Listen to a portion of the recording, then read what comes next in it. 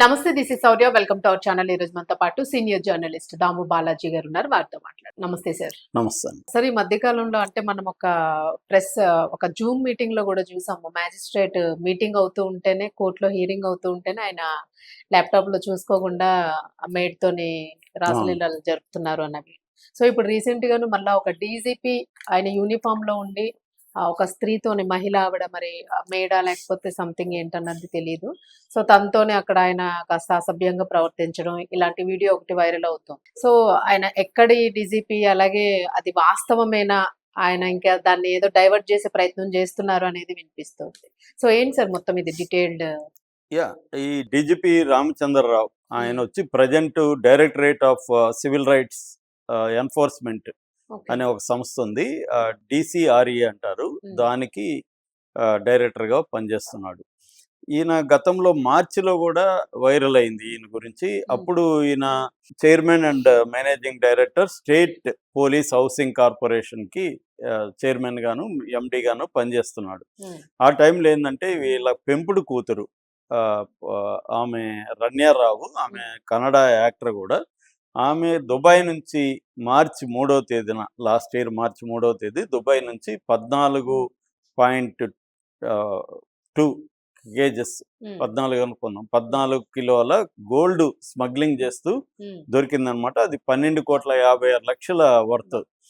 ఆమె ఏంటంటే ఒక ఒక మంత్లో రోజు దుబాయ్ పోయి రావడం, ఆమె వాళ్ళ నాన్న ఇన్ఫ్లుయెన్స్ ఉపయోగించుకొని కస్టమ్స్ సెక్యూరిటీ చెక్ లేకుండా బయటికి రావడం, ఇది జరుగుతూ ఉంటే ఎవరో కంప్లైంట్లు ఇస్తే ఆమె పట్టుబడింది. తర్వాత అక్కడ ఇంకొక అబ్బాయితో కూడా ఈమెకి అఫైర్ కూడా ఉందని వాళ్ళిద్దరు కూడా దొరికారు, జైలుకి వెళ్ళారు. అప్పుడు ఈయన మీద చర్య తీసుకోవడం ఏంటంటే 6 నెలలు కంపల్సరీ లీవ్లోకి వెళ్ళమన్నారు. ఈయన 6 నెలలు కంపల్సరీ లీవ్లోకి వెళ్ళినాక ఆగస్టులో ఆయనకి మళ్ళీ ఈ పోస్ట్ ఇచ్చారు. ఈ civil rights enforcement department post ఇచ్చారు ఆయనకి డైరెక్టర్గా. సో దాని తర్వాత ఇప్పుడు ఈ వీడియో ఆయనే మళ్ళీ వచ్చాడు. ఇందులో ఏంటంటే 3 క్లిప్స్ ఉన్నాయి. సపరేట్ క్లిప్స్ని కుట్టారు, అంటే ఎడిట్ చేశారు. ఈ 3 క్లిప్స్లో 3 ఉమెన్ ఉన్నారు, different women. So different time periods. ఈ 3 క్లిప్పుల్లో కూడా ఆయన వాళ్ళతో క్లోజ్గా హగ్ చేసుకోవడం, ముద్దులు పెడుతున్నాడు అలా ఉంది. ఉమెన్ ఫేస్లు బ్లర్ చేశారు, ఈయన మాత్రం ఉంది. అది వాళ్ళ ఆఫీస్లోనే సీక్రెట్గా తీసినట్టుగా మనకు తెలుస్తుంది, డీజీపీ ఛాంబర్లో. సో ఇది ఇప్పుడు వైరల్ అయిపోయింది. రాష్ట్ర వ్యాప్తంగా కర్ణాటక అంతా కూడా కుదిపేస్తుంది ఇప్పుడు, ముఖ్యంగా కాంగ్రెస్ ప్రభుత్వాన్ని. ఈయన మీద గతంలో వచ్చినప్పుడే ఈయన మీద ఏం చర్య తీసుకుండా కంపల్సరీ లీవ్ ఇచ్చారు, అంత తప్ప ఏమీ లేదు. ఆయన పనిష్మెంట్ ఏమీ లేదు. వాళ్ళ కూతురు అంత స్మగ్లింగ్ చేస్తూ ఉంటే ఈయన దానికి హెల్ప్ చేస్తే ఆయన మీద చర్య తీసుకోకుండా మళ్ళీ మంచి పోస్టులో పెట్టారు తీసుకెళ్ళి. ఇప్పుడేమో ఇలా వచ్చిందనేది కాంగ్రెస్ ప్రభుత్వం మీద ప్రతిపక్షాలు, బీజేపీ లాంటి ప్రతిపక్షాలు అక్కడ గట్టిగా చేస్తున్నారు. ప్రజల్లో కూడా సోషల్ మీడియాలో తీవ్ర వ్యతిరేకత వచ్చింది. అంటే ఇది నిజానికి హరాస్మెంట్ కాదు, సెక్సువల్ హరాస్మెంట్ అయితే వాళ్ళల్లో ఎవరో ఒక స్త్రీ వచ్చి నన్ను ఇట్లా బలవంతంగా చేశాడని, వాళ్ళ ఇచ్చాపూర్వకంగానే వాళ్ళు కూడా ఉమెన్ కూడా ఆయనతో ఆ రొమాన్స్లోకి పాల్గొన్నారు. అయితే ఇక్కడ తప్పు అనేదాన్ని ఎట్లా చూడాలంటే, ఆఫీస్ అవర్స్లో ఒక గవర్నమెంట్ డీజీపీగా ఉన్న స్థాయి ఆఫీస్ అవర్స్లో ఇలా రొమాన్స్లోకి ఇన్వాల్వ్ అవడం కరెక్టా అనేదే చర్చ. అదే క్రైమ్ ఏదన్నా ఉంటే అది క్రైమ్.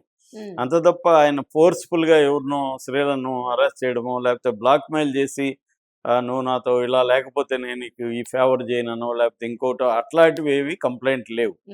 కాబట్టి ఈయన మీద ఇప్పుడు క్రిమినల్ కేసులు అవి పెట్టే అవకాశం అయితే లేదు. అక్కడ డ్యూటీలో ఉన్నప్పుడు ఆఫీస్లో ఇలాంటివి చేయకూడదు అనేది మాత్రమే ఉంటుంది. దాని మీద ఎంక్వైరీ అయితే ఆల్రెడీ సిద్ధరామయ్య ఆదేశించాడు, దీని మీద ఎంక్వైరీ చేయమని. ఇక డీకే శివకుమార్ ఏమో అది నాకు తెలియదు, మీరు సీఎంని అడగండి లేకపోతే హోమ్ మినిస్టర్ని అడగండి అని వెళ్ళిపోయాడు మీడియాతో మాట్లాడకుండా. హోమ్ మినిస్టర్ పరమేశ్వర్ కూడా దీని మీద ఆల్రెడీ ముందు, ఎందుకంటే ఇప్పుడు ఆయన అభిప్రాయం అడుగుతారు ఫస్ట్. ఆయన ఏమన్నా అంటే ఇది 8 ఏళ్లకు ముందు వీడియో, ఇప్పటిది కాదు. 8 ఏళ్లకు ముందు బెలగావిలో ఉన్నప్పుడు నేను పనిచేసేటప్పుడు ఎవరో ఇది తీసి దాన్ని యాడ్ చేసి మ్యానిపులేట్ చేసి చేశారు. ఆ వీడియోని ఇప్పుడు పెట్టుకొని నన్ను కావాలని బదనాం చేయడానికి చేస్తున్నారు అనేది ఆయన ఆర్గ్యుమెంట్. ఆయన ఇప్పటి వరకు చెప్పింది. దీని మీద ఇప్పుడు ఆ స్త్రీలు ఏమన్నా ఐడెంటిఫై కాగలిగితే ఆ స్త్రీలతో కూడా మాట్లాడతారు. ఇది ఎప్పుడుది అనేది ఒకటి తేలాలి. అందులో నిజంగానే ఉందా అనేది ఫేకా. ఇప్పుడు ఎందుకంటే డీప్ ఫేక్, ఏది డీప్ ఫేక్ ఏది రియలో తెలియదు. నేను చాలా సార్లు చెప్తుంటా, రియల్ గా చేసి కూడా అది డీప్ ఫేక్ అనేయచ్చు. గతంలో కూడా చర్చించారు. చర్చించాం మనం. సో అలాగా రియల్ గా ఈ రెండు డబుల్ ఎడ్జ్డ్ వ్యవహారం అది. ఒకటేమో ఏమి చేయకుండా కూడా మన వీడియోలు బయటికి రావచ్చు. డీప్ ఫేక్ లో చిరంజీవి గారు ఆ మధ్య పోర్న్ వీడియోలు అలాగే వచ్చాయని చెప్పారు.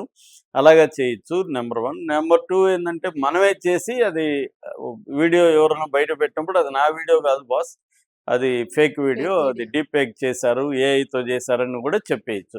అంటే టెంపరీగా తప్పించుకోవడానికి. ఏది నిజము ఏది అబద్ధం అనేది తేల్చుకోలేని పరిస్థితి ఉంది.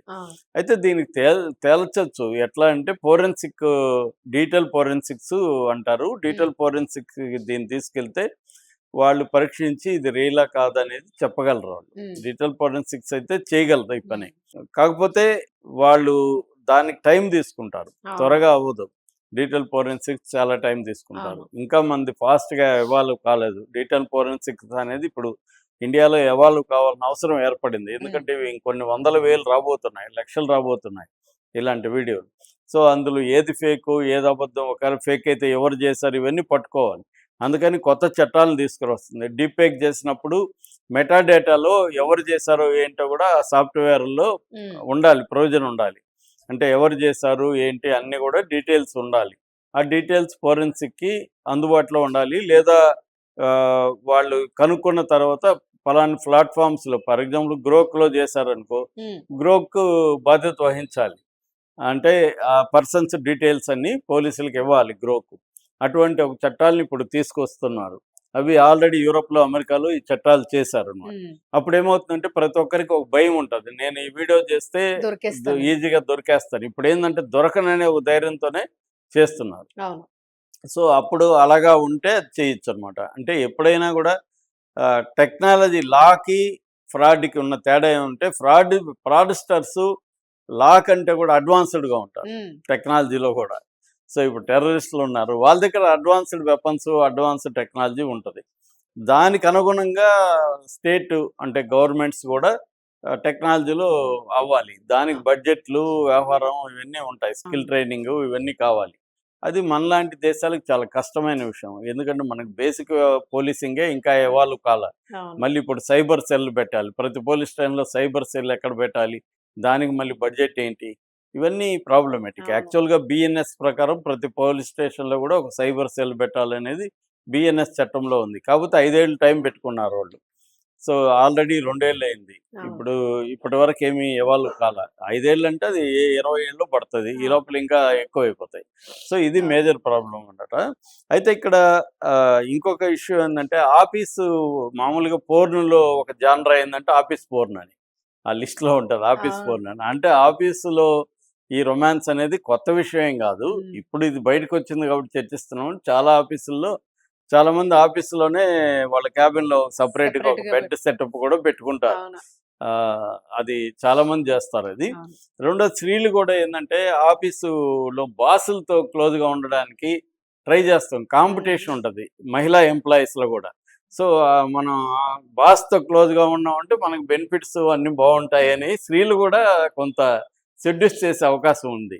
సో ఇవి అన్ని చోట్ల జరుగుతాయి, గవర్నమెంట్లో కానీ ప్రైవేట్లో కూడా జరుగుతాయి. చాలా చోట్ల ప్రైవేట్లో అయితే కార్పొరేట్ కంపెనీలు ఆఫీస్ స్పౌజ్ అనే ఒక కాన్సెప్ట్ ఇంట్రడ్యూస్ చేశారు. ఆఫీస్ స్పౌజ్ అంటే భార్యాభర్తలుగా వాళ్ళు రొమాన్స్ చేసుకోవచ్చు ఆఫీసులోనే. వాళ్ళు భార్యాభర్తలు కానవసరం లేదు, వాళ్ళిద్దరికి కలిపి డ్యూటీలు వేస్తారు, నైట్ డ్యూటీలు అలాంటివి. వాళ్ళు రొమాన్స్ చేయడానికి కూడా ఒక ప్రొవిజన్ పెడతారు. బెంగళూరులో ఇంట్రడ్యూస్ చేశారు లాంగ్ బ్యాకే. సో దీన్ని ఆఫీస్ స్పౌజ్ కాన్సెప్ట్ అంటారు. ఎందుకంటే ప్రొడక్షన్ ఇంపార్టెంట్ వాళ్ళకి.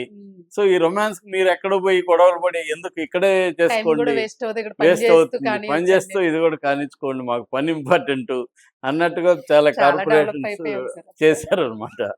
కాబట్టి ఇది ఎథికల్గా మనం దీన్ని, అంటే ఈయన చేసిన డీజీపీ కాబట్టి ఇది ఎథికల్గా తప్పు అంటే, ఎథికల్గా ఇవాళ ఎవరు డిసైడ్ చేయాలి, ఎవరికి మోరల్ ఇవి ఉన్నాయి. కాబట్టి ఎథికల్గా కంటే కూడా ఇదేంటంటే పొలిటికల్గా దీన్ని కాంగ్రెస్ ప్రభుత్వానికి వ్యతిరేకంగా ఇష్యూగా చేస్తున్నారు తప్ప ఇదేమి కొత్త విషయం కాదు. మామూలుగా ప్రతి ఆఫీసుల్లో కూడా బాసిజం ఉంటది. రెండోది ఫేవరెటిజం ఉంటది. మహిళలంటే ఇది వాళ్ళు ఎక్స్‌పెక్ట్ జేస్తారు. హ్మ్. చాలా చోట్ల ఇవి జరుగుతుంటాయి. హరాస్మెంట్ ఉంటే ఖచ్చితంగా వీళ్ళిప్పుడు చేసుండాలి. అప్పుడు ఇది క్రైమ్ అవుతుంది. అప్పుడు ఈయన మీద చర్యలుంటది. హ్మ్. ఇప్పుడు మళ్ళీ లీవ్ తీసుకోరా బాబు! ఎంజాయ్ చెయ్యి. లీవ్ తీసుకొని మళ్ళీ రా అని చెప్పే హ్మ్. అవకాశం ఉంది. అవును. ఎందుకంటే 4 రోజుల తర్వాత మీడియా బావుంది ఈయనకేదో బాగుంది. ఈయన ఏదో లీవ్ చేయడం, తీసుకున్నాము మళ్ళా మంచి లీవ్ పోస్ట్‌లోకి తీసుకొని మంచి కూర్చోవడం. పోస్ట్‌లోకి రావడం జరుగుతుంది. యాక్చువల్ సిద్ధరామయ్య మీద కూడా మీమ్స్ ఉన్నాయి. Special Siddaramaiah focus. బాధ ఏందంటే నేను చేయాల్సింది వీడు చేస్తున్నాడేంటి అని ఆయన కాంపిటీషన్. అనుకుంటున్నాడని కూడా మీమ్స్ వస్తున్నాయి. ఆ! సో ఏదేమైనా ఇది మల్టిపుల్‌గా దీన్ని మనం చూడాలి. అవును. ఆహ్, దీని మీద మరి ఎటువంటి చర్యలు తీసుకుంటారనేది చూడాలి. నాకు హ్మ్. తెలిసి హ్మ్. ఏమి తీసుకోరు పెద్దగా. మహా అంటే మెమో ఇస్తారు. ఇతను అది నాది కాదంటాడు. డీటెయిల్ ఫోరెన్సిక్స్‌కి వీడియో ఇవన్నీ పంపిస్తారు. వస్తారు జనాలు ఇవన్నీ మర్చిపోతారు. తెలుసుగా వేరే ఇష్యూ వస్తది. జనం మర్చిపోతారు. దీన్ని కూడా వాళ్ళు కూడా పక్కన పెట్టి మహా అంటే ఈయనకి ఇంకొక 6 నెలలు లీవ్ ఇస్తారు. అంతే. అంతే. ఎందుకంటే thank you sir. Thank you అండి.